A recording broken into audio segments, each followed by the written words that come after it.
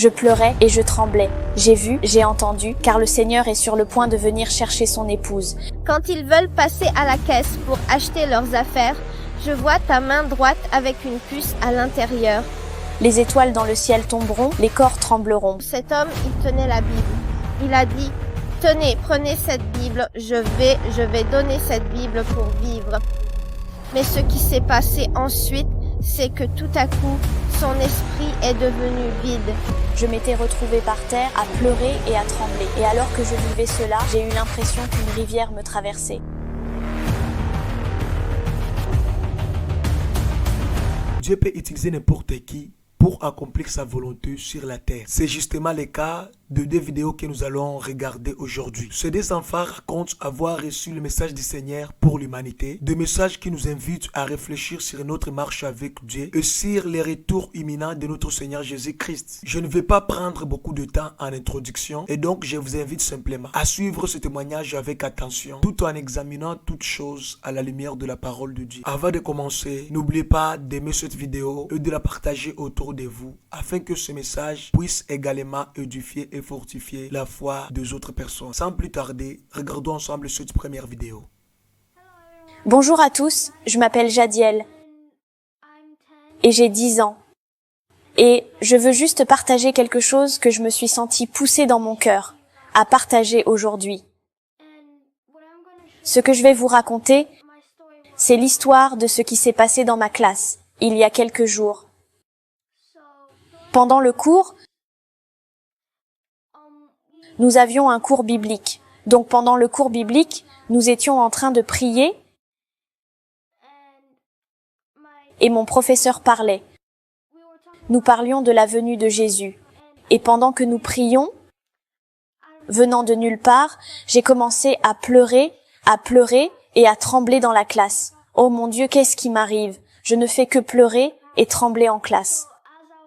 Alors que je pleurais, j'ai eu cette vision que le Seigneur m'a donnée. Dans cette vision, j'ai vu de la lumière pure, et j'ai vu un être humain. Cet être humain avait l'apparence d'une personne. Il avait des vêtements brillants, un vêtement blanc et brillant, de beaux cheveux noirs et longs, une barbe et une moustache. Et j'ai remarqué, lorsque j'ai eu des visions que le Seigneur m'a données dans le passé, j'ai remarqué que cet être était la même personne que celle des visions que j'ai eues auparavant, c'est-à-dire Jésus. J'ai donc remarqué qu'il s'agissait de Jésus. Et j'y ai réfléchi, c'était dans ma tête toute la journée d'école. Et quand je suis rentrée à la maison, j'en ai parlé à mes parents. J'en ai parlé à ma mère, et elle m'a dit de l'écrire dans mon journal. Alors j'ai écrit dans mon journal ce que j'avais en tête. Voici donc ce que j'ai écrit. Je vais vous le lire. Je pleurais et je tremblais. J'ai vu, j'ai entendu, car le Seigneur est sur le point de venir chercher son épouse. Des tremblements de terre se produiront en divers endroits. Des fléaux se produiront. Des éclairs seront vus à l'Orient et aussi en Occident. Le soleil sera obscurci, la lune ne brillera pas. Les étoiles dans le ciel tomberont, les corps trembleront. Il y a une fois, alors que je priais avec mon père et ma mère, je m'étais retrouvée par terre à pleurer et à trembler. Et alors que je vivais cela, j'ai eu l'impression qu'une rivière me traversait. Et j'ai eu une vision. Les anges nous entouraient avec des chauffards. Le Seigneur revient. Es-tu prêt pour son retour? Voilà un message qui s'adresse à chacun de nous. Prenons-le comme un appel à veiller, à nous repentir et à demeurer attachés au Seigneur Jésus-Christ. Engageons maintenant la deuxième vidéo. Puis, dans ce rêve, je comprends que Dieu me montre que si nous avons besoin d'aide, il suffit d'invoquer Dieu. Et puis, il y a ces machines dans les restaurants et les centres alimentaires où vous voulez acheter à manger. C'est un peu comme une imprimante 3D. Mais ce que je vois, c'est que lorsqu'ils impriment la nourriture en 3D, par exemple, si vous voulez des lasagnes ou un hamburger, ça marche.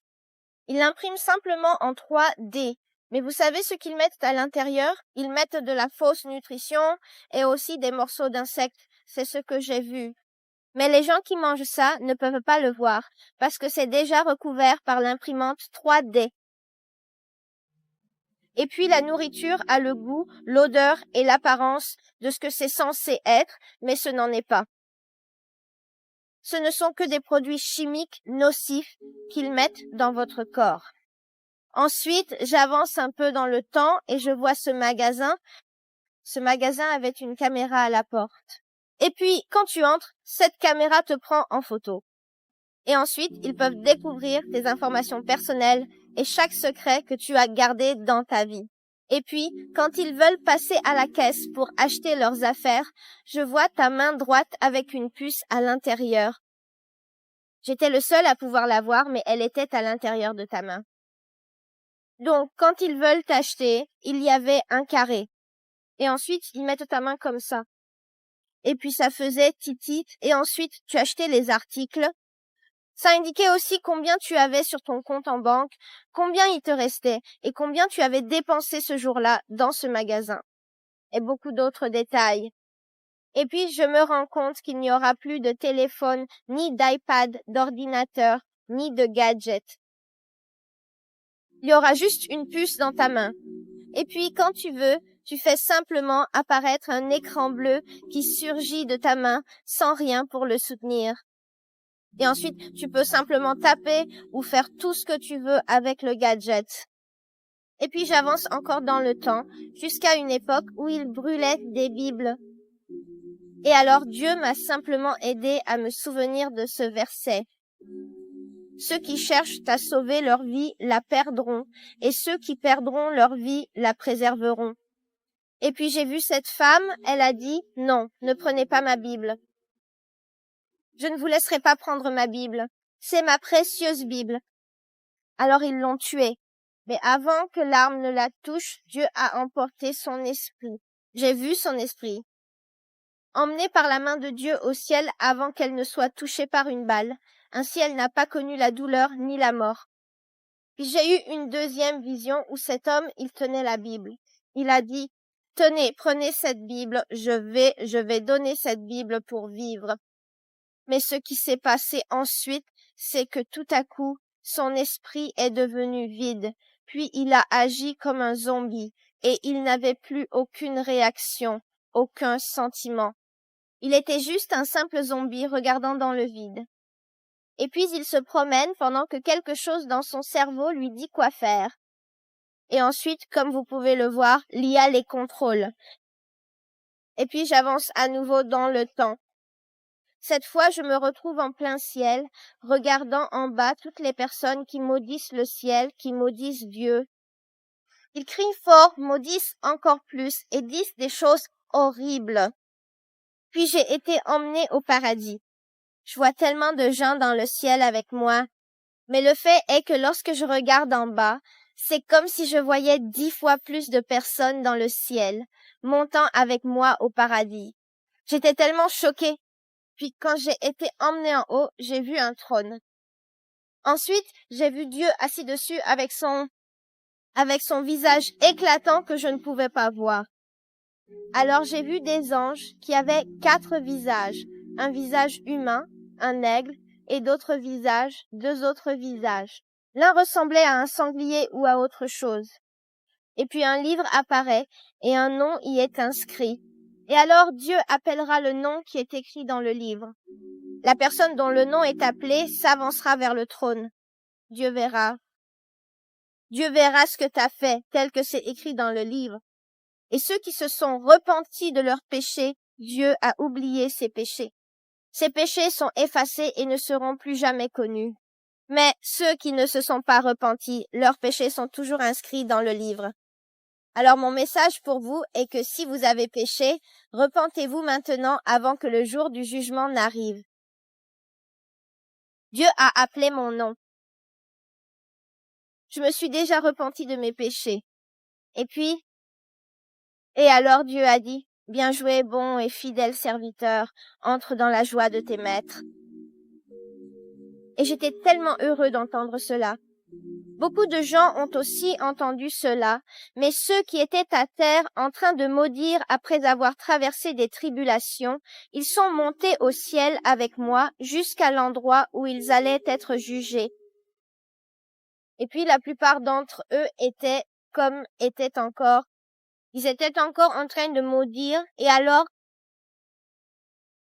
Dieu les a jugés en les envoyant en enfer. Mais avant qu'ils ne tombent en enfer, ils ont finalement commencé à crier à Dieu pour demander de l'aide. Mais c'était le moment où il était trop tard pour demander le repentir, trop tard pour appeler Dieu à l'aide. Alors, maintenant que cela s'est produit, ils sont tombés en enfer. Ils souffraient, gémissaient, chaque douleur que le monde ait jamais ressentie se trouvait là, et au ciel, c'est un endroit merveilleux. Je n'ai pas encore vu le paradis, mais tout ce que je sais, c'est que je me suis vu marcher vers les portes du paradis, dont les rues étaient pavées d'or, puis il y avait de magnifiques portes faites aussi d'or, et des diamants et des pierres précieuses partout. Alors, tu as maintenant le choix, si tu veux aller dans cet endroit horrible, l'enfer, ou si tu veux aller au paradis.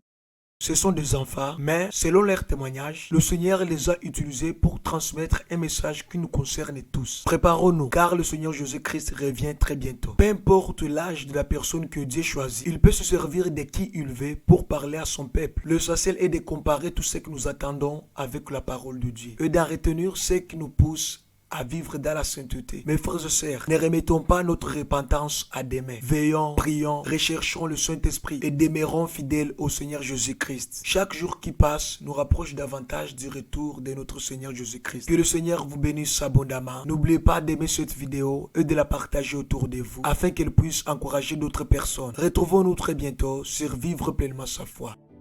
Peut-être que, pendant que vous écoutez, quelque chose en vous vous pousse à revenir à Dieu ou à lui donner votre vie. N'ignorez pas cette voie. Jésus vous appelle aujourd'hui avec amour et miséricorde.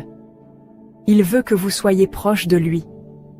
Il veut vous guérir, vous restaurer, vous pardonner et marcher avec vous tous les jours de votre vie. Alors si tel est le cas, faisons ensemble cette prière. Dites Seigneur Jésus, je reconnais que je suis pécheur et que j'ai besoin de ton pardon. Merci d'avoir donné ta vie pour moi à la croix. Aujourd'hui, je viens à toi de tout mon cœur. Je me repens de mes péchés. Viens dans ma vie, sois mon Sauveur et mon Seigneur. Je te donne mon cœur, ma volonté, ma vie entière. Remplis-moi de ton Saint-Esprit et guide-moi dans ta vérité. Je veux te suivre jusqu'à la fin. Au nom de Jésus. Amen. Et maintenant, voici quelques conseils importants. Cherche un vrai serviteur de Dieu, un pasteur ou un homme de Dieu fidèle à la Bible, qui pourra t'accompagner et te baptiser si tu ne l'es pas encore. Rejoins une église vivante, où Jésus est prêché, où les frères et sœurs marchent dans la vérité et l'amour, pour que tu ne sois plus seul dans ta marche. Lis la parole de Dieu chaque jour, et cherche avec zèle le baptême du Saint-Esprit, car c'est lui qui t'aidera à mener une vie sainte, une vie selon la volonté de Dieu. Prie constamment. Parle à Dieu chaque jour. Sois honnête, persévère, et il agira puissamment dans ta vie. Souviens-toi, Jésus revient très bientôt. Prépare ton cœur, marche dans la sainteté, et ne regarde plus en arrière. Si tu as fait cette prière, envoie un message, commente ou parle à quelqu'un de confiance. Tu n'es plus seul. Bienvenue dans la famille de Dieu. Merci de vous abonner à notre chaîne, de liker et de partager nos contenus. Cela nous aide grandement à propager l'Évangile et à toucher plus de vies pour Christ.